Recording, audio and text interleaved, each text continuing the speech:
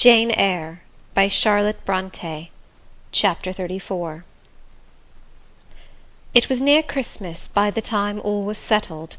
The season of general holiday approached. I now closed Morton School, taking care that the parting should not be barren on my side.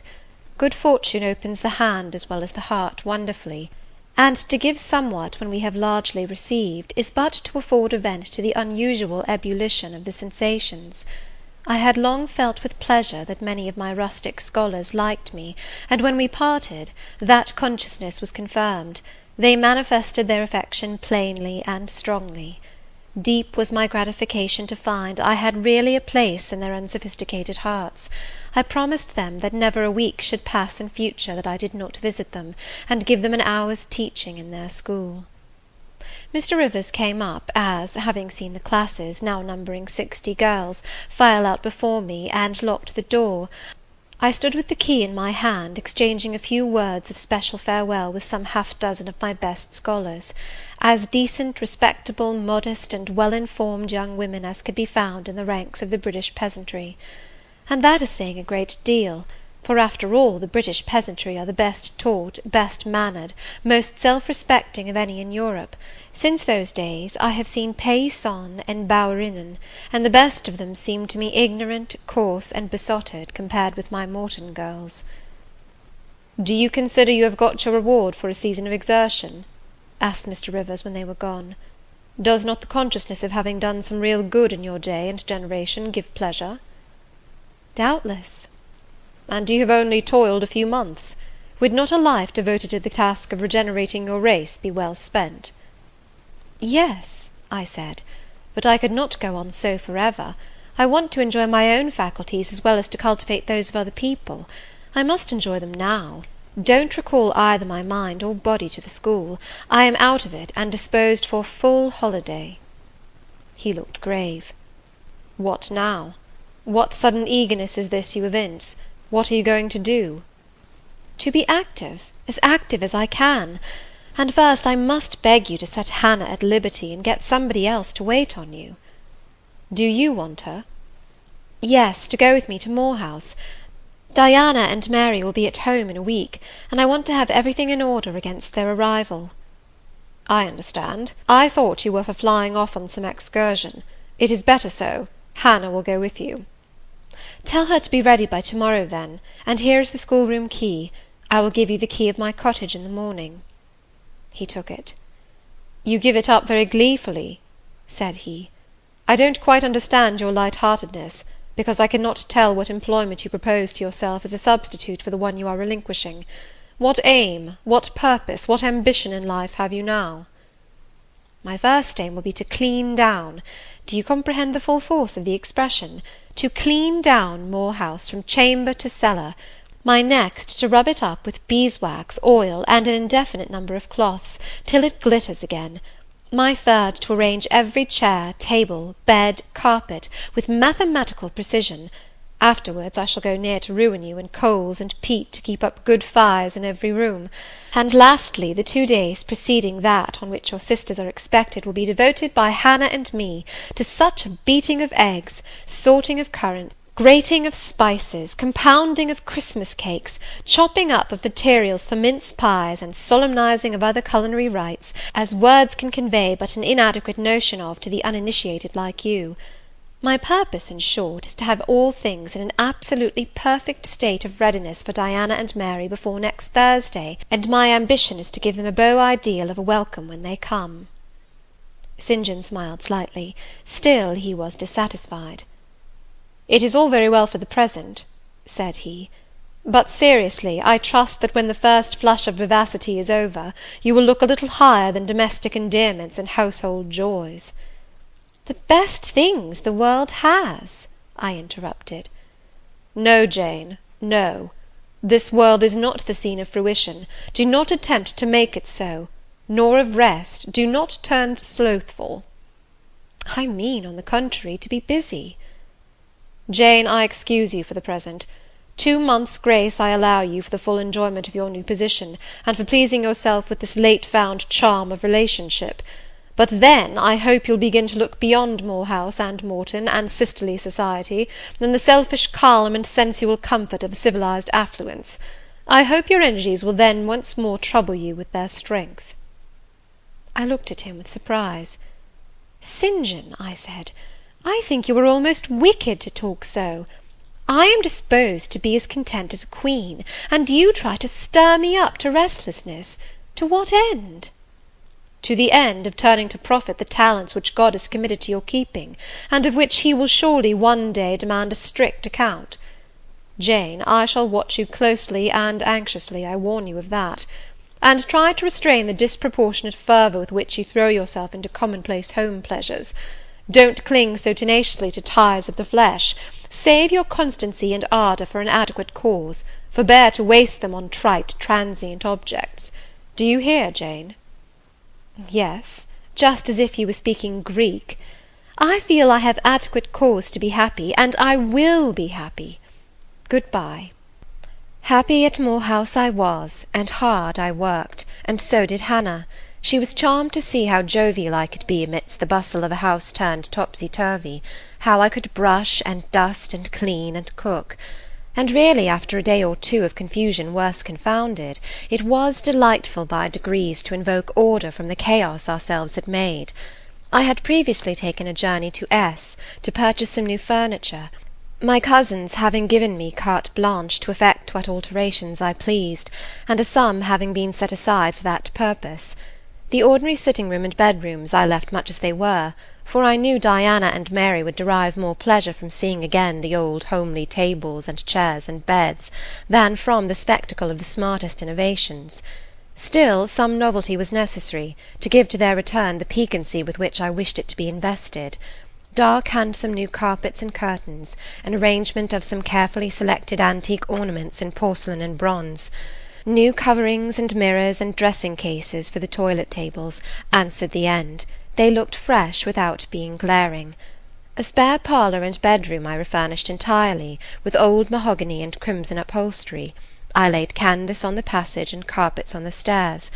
When all was finished, I thought Moor House as complete a model of bright, modest snugness within, as it was, at this season, a specimen of wintry waste and desert dreariness without. The eventful Thursday at length came. They were expected about dark, and ere dusk fires were lit upstairs and below. The kitchen was in perfect trim. Hannah and I were dressed, and all was in readiness. St. John arrived first.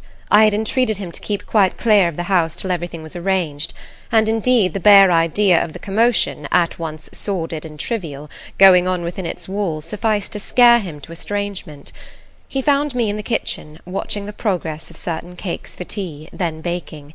Approaching the hearth, he asked, "If I was at last satisfied with housemaid's work?" I answered by inviting him to accompany me on a general inspection of the result of my labours. With some difficulty I got him to make the tour of the house.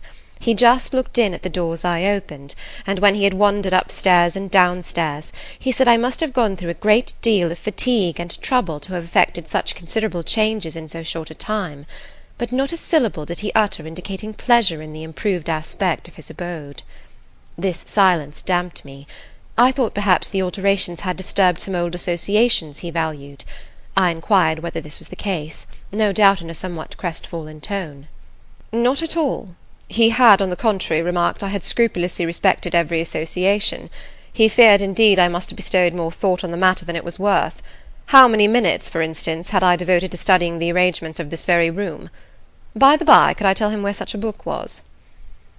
I showed him the volume on the shelf. He took it down, and withdrawing to his accustomed window recess, he began to read it. Now I did not like this reader. St. John was a good man, but I began to feel he had spoken truth of himself when he said he was hard and cold. The humanities and amenities of life had no attraction for him, its peaceful enjoyments no charm. Literally he lived only to aspire, after what was good and great, certainly, but still he would never rest, nor approve of others resting round him. As I looked at his lofty forehead, still and pale as a white stone, at his fine lineaments fixed in study, I comprehended all at once that he would hardly make a good husband, that it would be a trying thing to be his wife. I understood, as by inspiration, the nature of his love for Miss Oliver. I agreed with him that it was but a love of the senses. I comprehended how he should despise himself for the feverish influence it exercised over him, how he should wish to stifle and destroy it, how he should mistrust its ever conducting permanently to his happiness or hers. I saw he was of the material from which nature hews her heroes, Christian and pagan, her lawgivers, her statesmen, her conquerors, a steadfast bulwark for great interests to rest upon, but at the fireside too often a cold, cumbrous column, gloomy and out of place. This parlour is not his sphere, I reflected. The Himalayan ridge or Caffrey bush, even the plague-cursed Guinea coast swamp would suit him better. Well may he eschew the calm of domestic life, it is not his element. There his faculties stagnate, they cannot develop or appear to advantage. It is in scenes of strife and danger, where courage is proved, and energy exercised, and fortitude tasked, that he will speak and move, the leader and superior. A merry child would have the advantage of him on this hearth. He is right to choose a missionary's career. I see it now. "They are coming! They are coming!" cried Hannah, throwing open the parlour door. At the same moment old Carlo barked joyfully. Out I ran. It was now dark, but a rumbling of wheels was audible. Hannah soon had a lantern lit. The vehicle had stopped at the wicket. The driver opened the door. First one well-known form, then another stepped out. In a minute I had my face under their bonnets, in contact first with Mary's soft cheek, then with Diana's flowing curls. They laughed, kissed me, then Hannah, patted Carlo, who was half wild with delight, asked eagerly if all was well, and being assured in the affirmative, hastened into the house. They were stiff with their long and jolting drive from Whitcross, and chilled with the frosty night air, but their pleasant countenances expanded to the cheerful firelight. While the driver and Hannah brought in the boxes, they demanded St. John. At this moment he advanced from the parlour. They both threw their arms round his neck at once. He gave each one quiet kiss, said in a low tone a few words of welcome, stood a while to be talked to, and then, intimating that he supposed they would soon rejoin him in the parlour, withdrew there as to a place of refuge. I had lit their candles to go upstairs, but Diana had first to give hospitable orders respecting the driver. This done, both followed me. They were delighted with the renovation and decorations of their rooms, with the new drapery and fresh carpets and rich tinted china vases. They expressed their gratification ungrudgingly. I had the pleasure of feeling that my arrangements met their wishes exactly, and that what I had done added a vivid charm to their joyous return home. Sweet was that evening. My cousins, full of exhilaration, were so eloquent in narrative and comment, that their fluency covered St. John's taciturnity. He was sincerely glad to see his sisters, but in their glow of fervour and flow of joy he could not sympathize. The event of the day, that is, the return of Diana and Mary, pleased him, but the accompaniments of that event, the glad tumult, the garrulous glee of reception, irked him. I saw he wished the calmer morrow was come. In the very meridian of the night's enjoyment, about an hour after tea, a rap was heard at the door. Hannah entered with the intimation that "a poor lad was come, at that unlikely time, to fetch Mr. Rivers to see his mother, who was drawing away." "Where does she live, Hannah?" "Clear up at Whitcross Brow, almost 4 miles off, and more in moss all the way." "Tell him I will go." "I'm sure, sir, you had better not. It's the worst road to travel after dark that can be. There's no track at all over the bog. And then it is such a bitter night, the keenest wind you ever felt. You had better send word, sir, that you will be there in the morning." But he was already in the passage, putting on his cloak, and without one objection, one murmur, he departed. It was then 9 o'clock. He did not return till midnight. Starved and tired enough he was, but he looked happier than when he set out. He had performed an act of duty, made an exertion, felt his own strength to do and deny, and was on better terms with himself. I am afraid the whole of the ensuing week tried his patience. It was Christmas week. We took to no settled employment, but spent it in a sort of merry domestic dissipation. The air of the moors, the freedom of home, the dawn of prosperity, acted on Diana and Mary's spirits like some life-giving elixir. They were gay from morning till noon, and from noon till night. They could always talk, and their discourse, witty, pithy, original, had such charms for me that I preferred listening to and sharing in it to doing anything else. St. John did not rebuke our vivacity, but he escaped from it. He was seldom in the house, his parish was large, the population scattered, and he found daily business in visiting the sick and poor in its different districts. One morning at breakfast, Diana, after looking a little pensive for some minutes, asked him, if his plans were yet unchanged. "Unchanged and unchangeable," was the reply, and he proceeded to inform us that his departure from England was now definitively fixed for the ensuing year. "And Rosamond Oliver?" suggested Mary, the words seeming to escape her lips involuntarily. For no sooner had she uttered them than she made a gesture as if wishing to recall them. St. John had a book in his hand. It was his unsocial custom to read at meals. He closed it and looked up.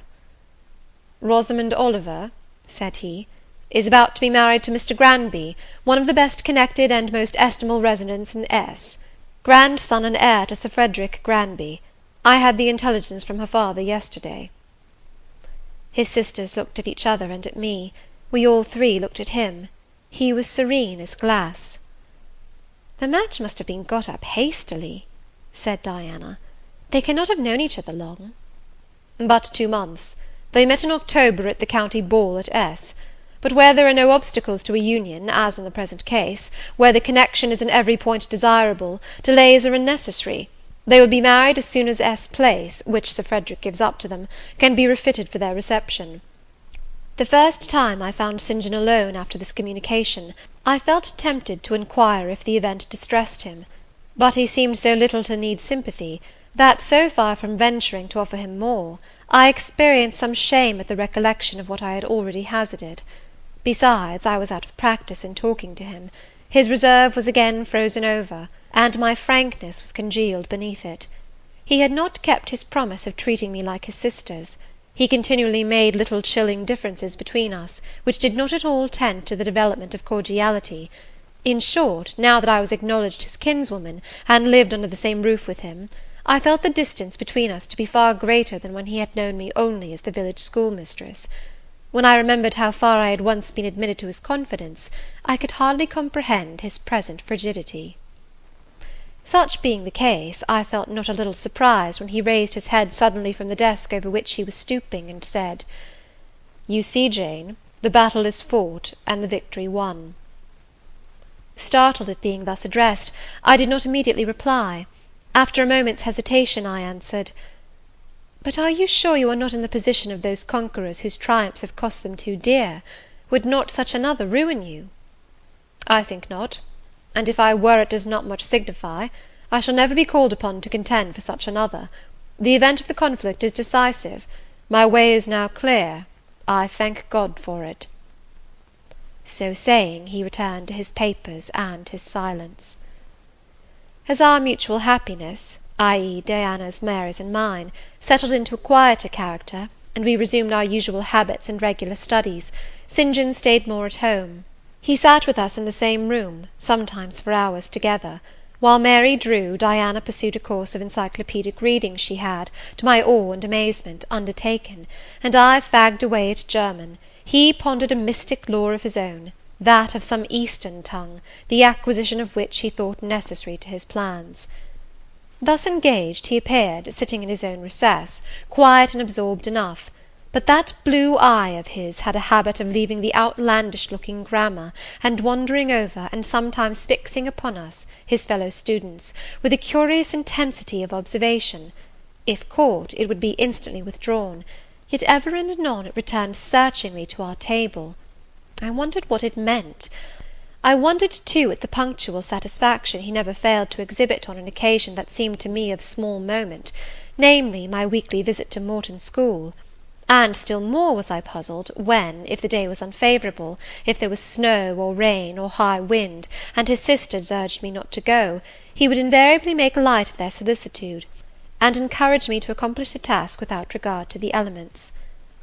"Jane is not such a weakling as you would make her," he would say. "She can bear a mountain blast, or a shower, or a few flakes of snow, as well as any of us.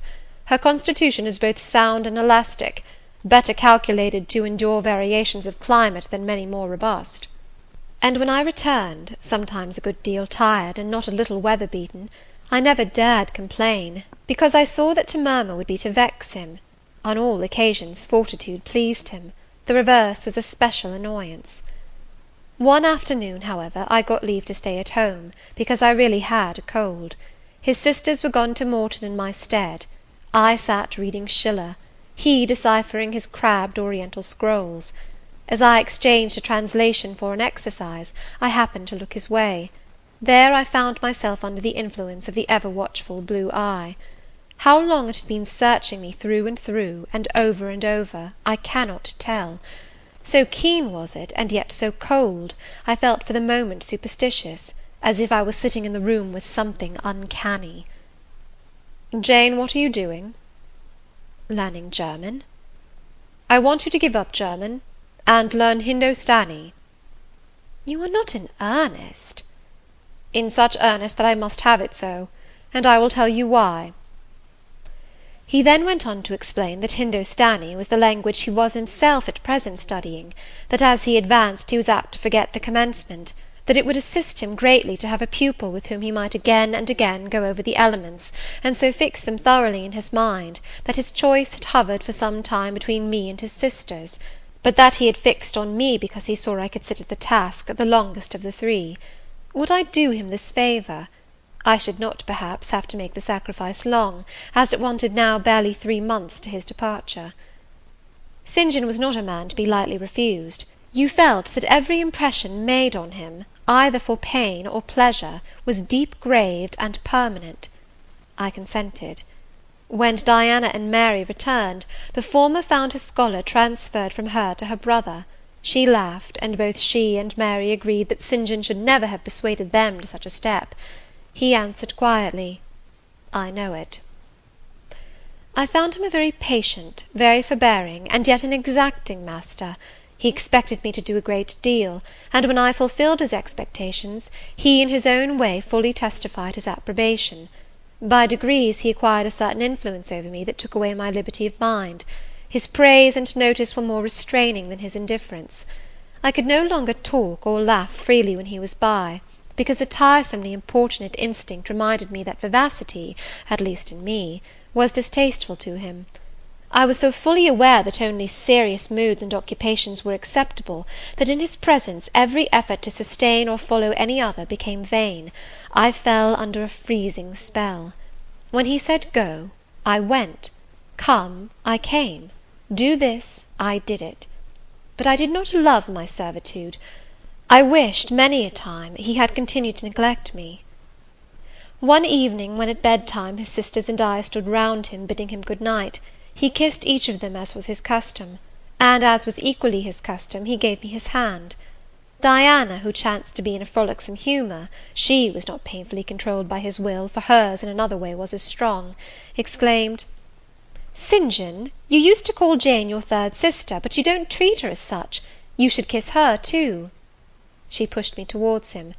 I thought Diana very provoking, and felt uncomfortably confused, and while I was thus thinking and feeling, St. John bent his head.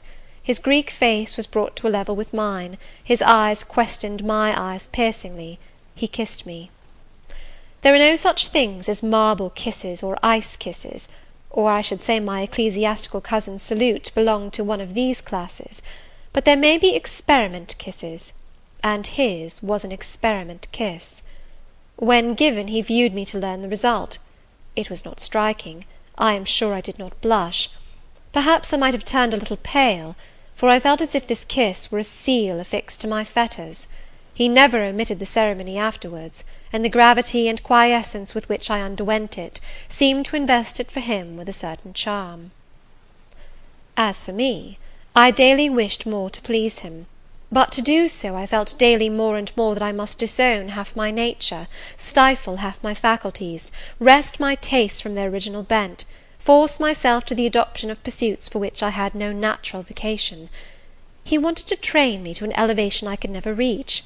It racked me hourly to aspire to the standard he uplifted.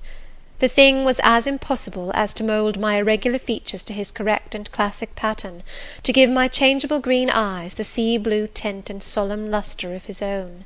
Not his ascendancy alone, however, held me in thrall at present. Of late it had been easy enough for me to look sad. A cankering evil sat at my heart, and drained my happiness at its source, the evil of suspense. Perhaps you think I had forgotten Mr Rochester, reader, amidst these changes of place and fortune. Not for a moment. His idea was still with me, because it was not a vapour sunshine could disperse, nor a sand-traced effigy storms could wash away. It was a name graven on a tablet, fated to last as long as the marble it inscribed. The craving to know what had become of him followed me everywhere.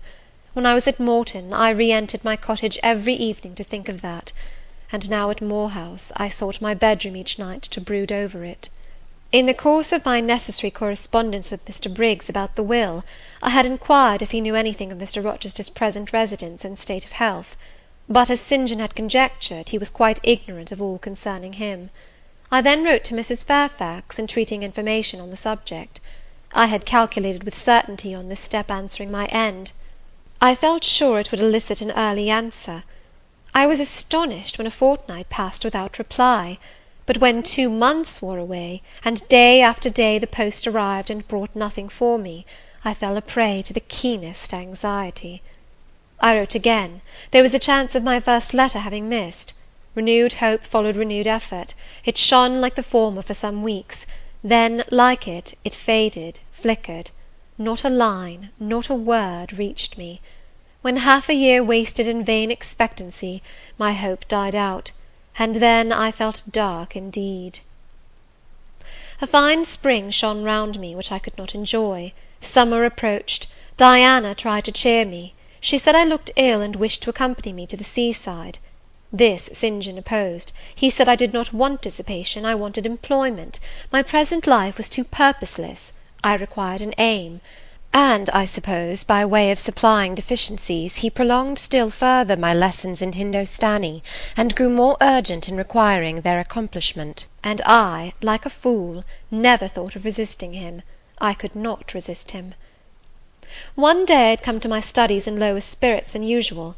The ebb was occasioned by a poignantly felt disappointment. Hannah had told me in the morning there was a letter for me, and when I went down to take it, almost certain that the long-looked-for tidings were vouchsafed me at last, I found only an unimportant note from Mr Briggs on business. The bitter check had wrung from me some tears, and now, as I sat poring over the crabbed characters and flourishing tropes of an Indian scribe, my eyes filled again. St John called me to his side to read. In attempting to do this, my voice failed me, words were lost in sobs. He and I were the only occupants of the parlour. Diana was practising her music in the drawing-room, Mary was gardening. It was a very fine May day, clear, sunny, and breezy. My companion expressed no surprise at this emotion, nor did he question me as to its cause. He only said, "We will wait a few minutes, Jane, till you are more composed." And while I smothered the paroxysm with all haste, he sat calm and patient, leaning on his desk, and looking like a physician watching with the eye of science an expected and fully understood crisis in a patient's malady. Having stifled my sobs, wiped my eyes, and muttered something about not being very well that morning, I resumed my task, and succeeded in completing it. St John put away my books and his, locked his desk, and said, "Now, Jane, you shall take a walk, and with me." "I will call Diana and Mary." "No, I want only one companion this morning, and that must be you. Put on your things, go out by the kitchen door, take the road towards the head of Marsh Glen. I will join you in a moment." I know no medium. I never in my life have known any medium in dealing with positive hard characters antagonistic to my own, between absolute submission and determined revolt. I have always faithfully observed the one, up to the very moment of bursting, sometimes with volcanic vehemence, into the other; and as neither present circumstances warranted, nor my present mood inclined me to mutiny, I observed careful obedience to St John's directions, and in 10 minutes I was treading the wild track of the glen, side by side with him. The breeze was from the west. It came over the hills, sweet with scents of heath and rush. The sky was of stainless blue. The stream descending the ravines swelled with past spring rains, poured along plentiful and clear, catching golden gleams from the sun and sapphire tints from the firmament. As we advanced and left the track, we trod a soft turf, mossy fine and emerald green, minutely enamelled with a tiny white flower, and spangled with a star-like yellow blossom. The hills meantime shut us quite in, for the glen, towards its head, wound to their very core. "Let us rest here," said St. John as we reached the first stragglers of a battalion of rocks, guarding a sort of pass, beyond which the beck rushed down a waterfall, and where, still a little further, the mountain shook off turf and flower, had only heath for raiment and crag for gem, where it exaggerated the wild to the savage, and exchanged the fresh for the frowning, where it guarded the forlorn hope of solitude, and a last refuge for silence. I took a seat. St. John stood near me. He looked up the pass and down the hollow. His glance wandered away with the stream, and returned to traverse the unclouded heaven which coloured it. He removed his hat, let the breeze stir his hair and kiss his brow. He seemed in communion with the genius of the haunt. With his eye he bade farewell to something. "And I shall see it again," he said aloud, "in dreams when I sleep by the Ganges, and again in a more remote hour, when another slumber overcomes me, on the shore of a darker stream." Strange words of a strange love, an austere patriot's passion for his fatherland. He sat down. For half an hour we never spoke, neither he to me nor I to him. That interval past, he recommenced. "Jane, I go in 6 weeks. I have taken my berth in an East Indiaman which sails on the 20th of June." "God will protect you, for you have undertaken his work," I answered. "Yes," he said, "there is my glory and joy. I am the servant of an infallible master. I am not going out under human guidance, subject to the defective laws and erring control of my feeble fellow worms. My king, my lawgiver, my captain is the all-perfect. It seems strange to me that all round me do not burn to enlist under the same banner, to join in the same enterprise." "All have not your powers, and it would be folly for the feeble to wish to march with the strong." "I do not speak of the feeble, or think of them. I address only such as are worthy of the work, and content to accomplish it." "Those are few in number, and difficult to discover." "You say truly. But when found, it is right to stir them up, to urge and exhort them to the effort, to show them what their gifts are and why they were given, to speak heaven's message in their ear, to offer them, direct from God, a place in the ranks of his chosen." "If they are really qualified for the task, will not their own hearts be the first to inform them of it?" I felt as if an awful charm was framing round and gathering over me. I trembled to hear some fatal word spoken which would at once declare and rivet the spell. "And what does your heart say?" demanded St. John. "My heart is mute. My heart is mute," I answered, struck and thrilled. "Then I must speak for it," continued the deep, relentless voice. "Jane, come with me to India. Come as my helpmeet and fellow labourer." The glen and sky spun round, the hills heaved. It was as if I had heard a summons from heaven, as if a visionary messenger, like him of Macedonia, had announced, "Come over and help us." But I was no apostle. I could not behold the herald. I could not receive his call. "Oh, St. John," I cried, "have some mercy!" I appealed to one who, in the discharge of what he believed his duty, knew neither mercy nor remorse. He continued, "God and nature intended you for a missionary's wife. It is not personal, but mental endowments they have given you. You are formed for labour, not for love. A missionary's wife you must, shall be. You shall be mine. I claim you, not for my pleasure, but for my sovereign's service." "I am not fit for it. I have no vocation," I said. He had calculated on these first objections. He was not irritated by them. Indeed, as he leaned back against the crag behind him, folded his arms on his chest, and fixed his countenance, I saw he was prepared for a long and trying opposition, and had taken in a stock of patience to last him to its close, resolved, however, that that close should be conquest for him. "Humility, Jane," said he, "is the groundwork of Christian virtues. You say right that you are not fit for the work. Who is fit for it? Or who, that ever was truly called, believed himself worthy of the summons? I, for instance, am but dust and ashes. With St. Paul I acknowledge myself the chiefest of sinners, but I do not suffer this sense of my personal vileness to daunt me. I know my leader, that he is just as well as mighty, and while he has chosen a feeble instrument to perform a great task, he will, from the boundless stores of his providence, supply the inadequacy of the means to the end. Think like me, Jane, trust like me. It is the Rock of Ages I ask you to lean on. Do not doubt but it will bear the weight of your human weakness." "I do not understand a missionary life. I have never studied missionary labours." "There I, humble as I am, can give you the aid you want. I can set you your task from hour to hour, stand by you always, help you from moment to moment. This I could do in the beginning. Soon, for I know your powers, you would be as strong and apt as myself, and would not require my help." "But my powers, where are they for this undertaking? I do not feel them. Nothing speaks or stirs in me while you talk. I am sensible of no light kindling, no life quickening, no voice counselling or cheering. Oh, I wish I could make you see how much my mind is at this moment like a rayless dungeon, with one shrinking fear fettered in its depths, the fear of being persuaded by you to attempt what I cannot accomplish." "I have an answer for you. Hear it. I have watched you ever since we first met. I have made you my study for 10 months. I have proved you in that time by sundry tests. And what have I seen and elicited? In the village school I found you could perform well, punctually, uprightly, labour uncongenial to your habits and inclinations. I saw you could perform it with capacity and tact. You could win while you controlled. In the calm with which you learnt you had become suddenly rich, I read a mind clear of the vice of Demas. Lucre had no undue power over you. In the resolute readiness with which you cut your wealth into 4 shares, keeping but one to yourself, and relinquishing the 3 others to the claim of abstract justice, I recognized a soul that revelled in the flame and excitement of sacrifice. In the tractability with which, at my wish, you forsook a study in which you were interested, and adopted another because it interested me, in the untiring assiduity with which you have since persevered in it, in the unflagging energy and unshaken temper with which you have met its difficulties, I acknowledge the complement of the qualities I seek.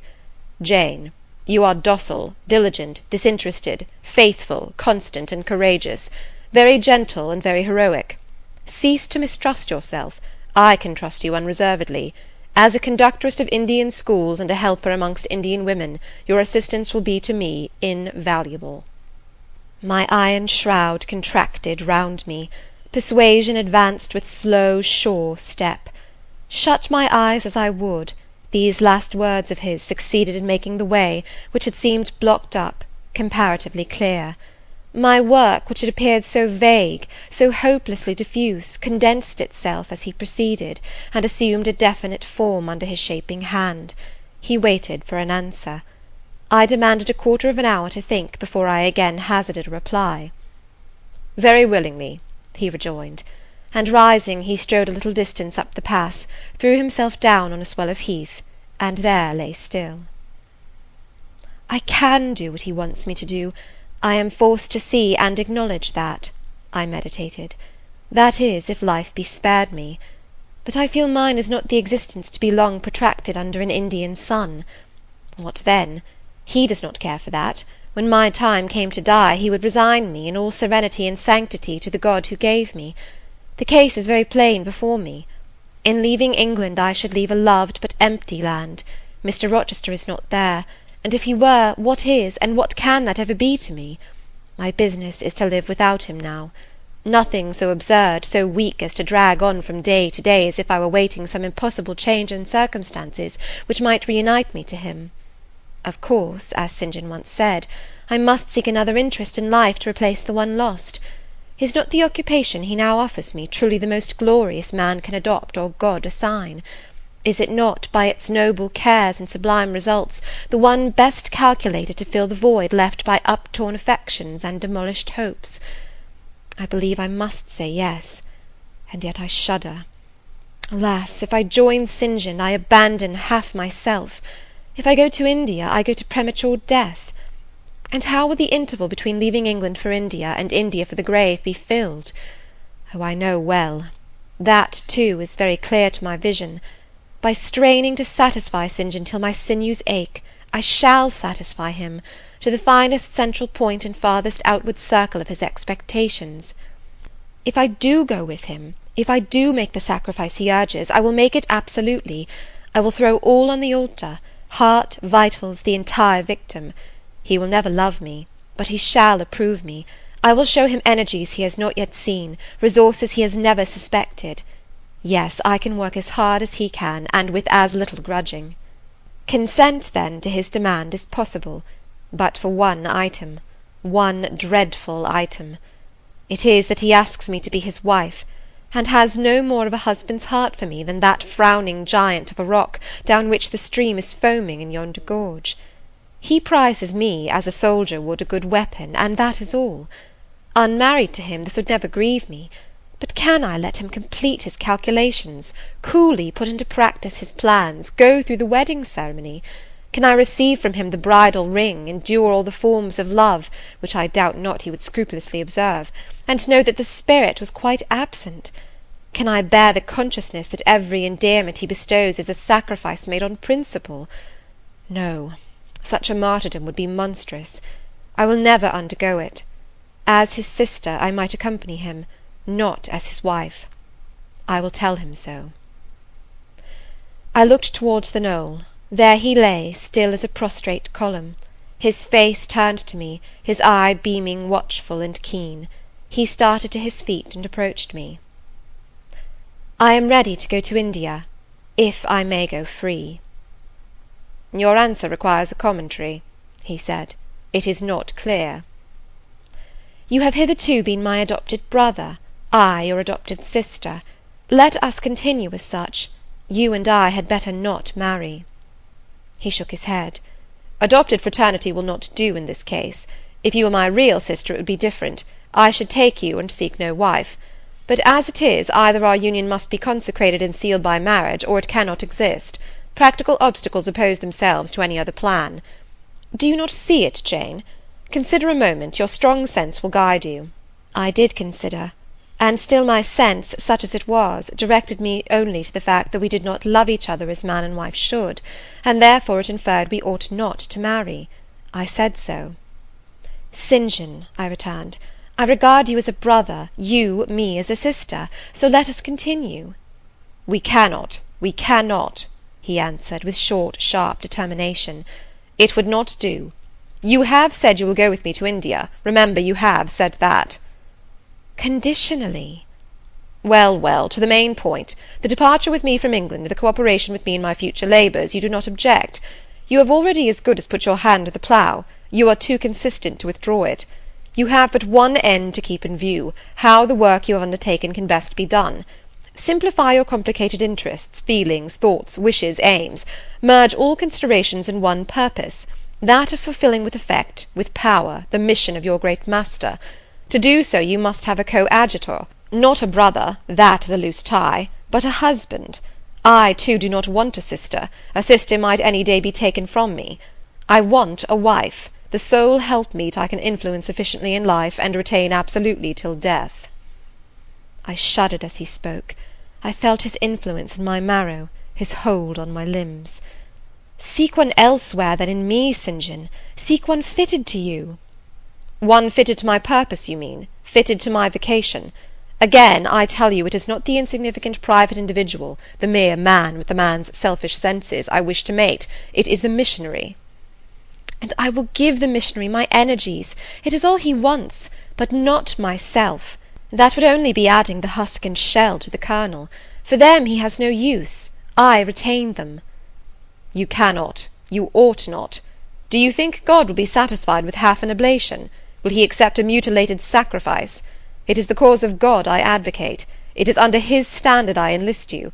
I cannot accept on his behalf a divided allegiance. It must be entire.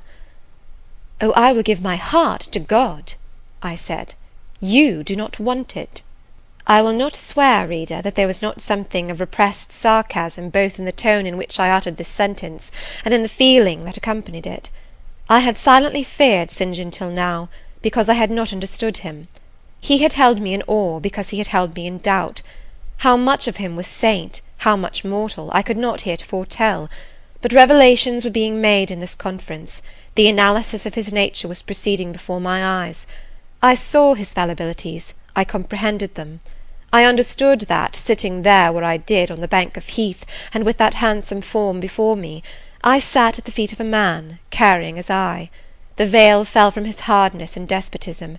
Having felt in him the presence of these qualities, I felt his imperfection, and took courage. I was with an equal, one with whom I might argue, one whom, if I saw good, I might resist. He was silent after I had uttered the last sentence, and I presently risked an upward glance at his countenance. His eye, bent on me, expressed at once stern surprise and keen inquiry. Is she sarcastic, and sarcastic to me? It seemed to say. What does this signify?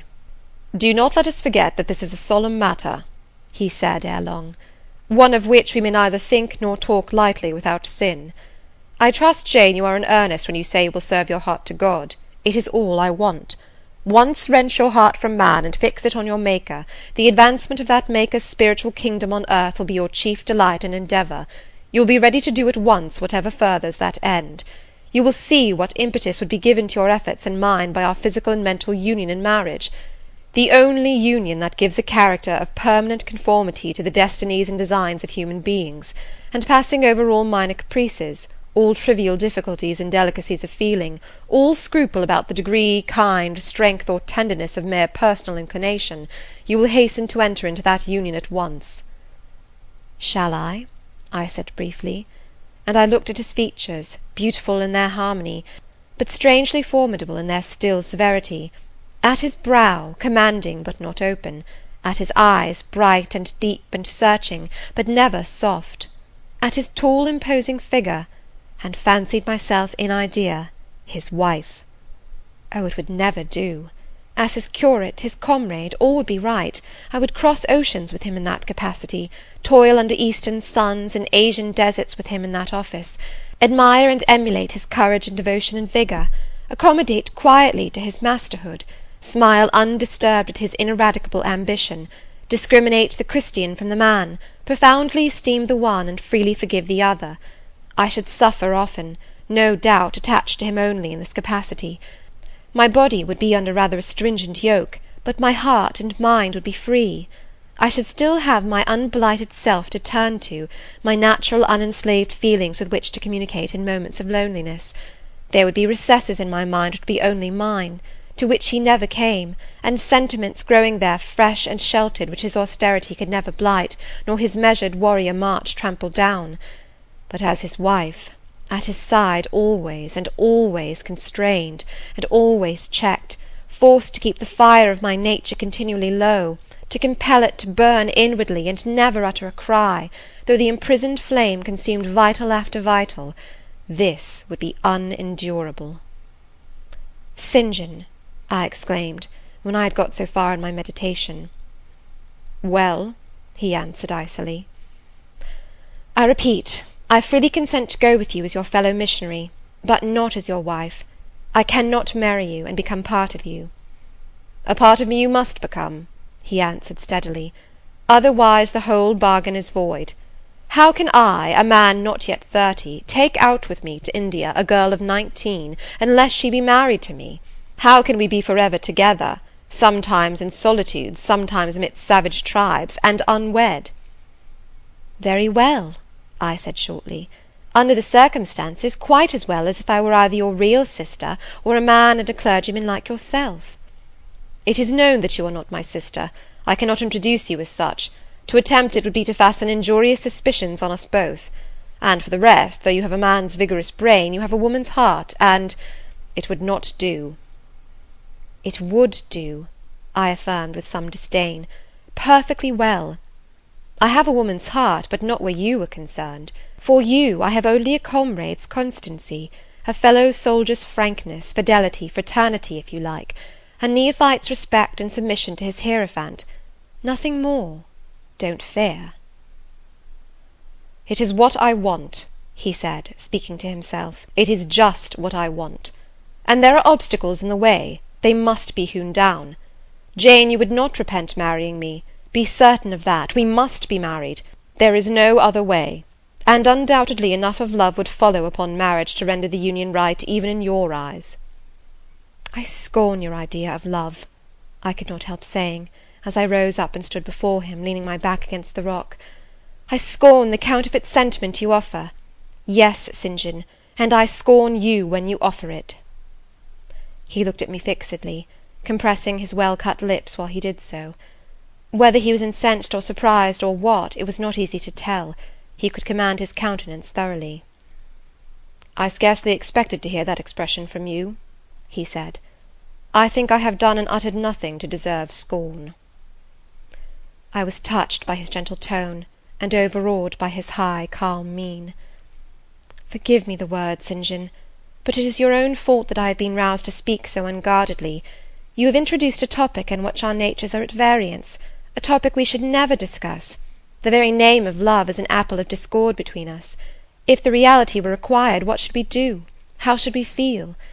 My dear cousin, abandon your scheme of marriage, forget it." "No," said he, "it is a long-cherished scheme, and the only one which can secure my great end, but I shall urge you no further at present.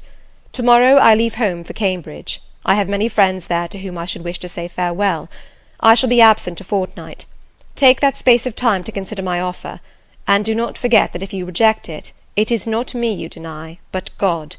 Through my means he opens to you a noble career. As my wife only can you enter upon it. Refuse to be my wife, and you limit yourself forever to a track of selfish ease and barren obscurity. Tremble lest in that case you should be numbered with those who have denied the faith, and are worse than infidels." He had done. Turning from me, he once more looked to river, looked to hill. But this time his feelings were all pent in his heart. I was not worthy to hear them uttered. As I walked by his side homeward, I read well in his iron silence all he felt towards me, the disappointment of an austere and despotic nature, which has met resistance where it expected submission, the disapprobation of a cool, inflexible judgment, which has detected in another feelings and views in which it has no power to sympathize. In short, as a man, he would have wished to coerce me into obedience. It was only as a sincere Christian he bore so patiently with my perversity, and allowed so long a space for reflection and repentance. That night, after he had kissed his sisters, he thought proper to forget even to shake hands with me, but left the room in silence. I, who, though I had no love, had much friendship for him, was hurt by the marked omission, so much hurt that tears started to my eyes. "I see you and St. John have been quarrelling, Jane," said Diana, during our walk on the moor. "But go after him. He is now lingering in the passage expecting you. He will make it up." I have not much pride under such circumstances. I would always rather be happy than dignified, and I ran after him. He stood at the foot of the stairs. "Good night, St. John," said I. "Good night, Jane," he replied calmly. "Then shake hands," I added. What a cold, loose touch he impressed on my fingers! He was deeply displeased by what had occurred that day. Cordiality would not warm, nor tears move him. No happy reconciliation was to be had with him, no cheering smile or generous word. But still the Christian was patient and placid, and when I asked him if he forgave me, he answered that he was not in the habit of cherishing the remembrance of vexation, that he had nothing to forgive, not having been offended. And with that answer he left me. I would much rather he had knocked me down. Chapter 34.